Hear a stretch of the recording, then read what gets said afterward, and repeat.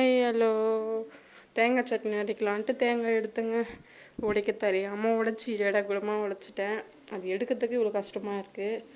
சரி, தேங்காய் சட்னி அரைச்சிட்டு கேழ்வரகு தோசை கொஞ்சோண்டு மாவு இருந்துச்சு, அரிசி மாவு. அதில் கேழ்வரகு மாவு மிக்ஸ் பண்ணி தோசை ஊற்றி நானும் பாப்பா 2 பேர் சாப்பிட்டுலாம் ரெடி பண்ணியிருக்கேன்.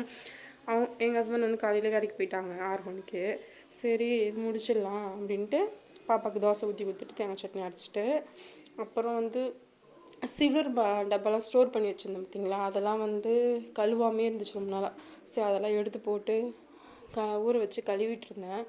எல்லாத்தையுமே கழுவி வாஷ் பண்ணி மாடியில் எடுத்துகிட்டு போய் காய வைக்கலான்ட்டு மாடிக்கு எடுத்துகிட்டு போயிட்டேன். மாடியில் அந்த ஷால் மாதிரி போட்டு காய வச்சுருந்தேன், காட்டன் ஷால் தான் அது. அது போட்டு காய வச்சுட்டு வந்துட்டேன். அதுக்கப்புறம் பார்த்திங்கன்னா ஒரு நாள் எந்திக்கிற மாதிரி தான் இருக்குது. அந்த நாள் எப்படி போகுதுன்னே தெரியல. அந்த மாதிரி நமக்கான டைம் எப்போவுமே கிடைக்காது. நமக்கான டைம் நம்மளே ஒதுக்கினா தான் உண்டு.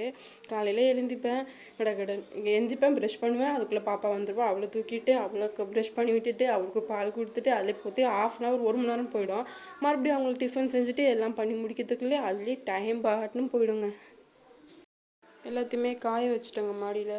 காய வச்சுட்டு சரி எனக்கு பசிக்குதுன்ட்டு தோசை ஊற்றி சாப்பிட்டுட்டேன். ஓகே, நம்ம இன்னொரு வீடியோவில் பார்க்கலாம். ஓகே, பாய்.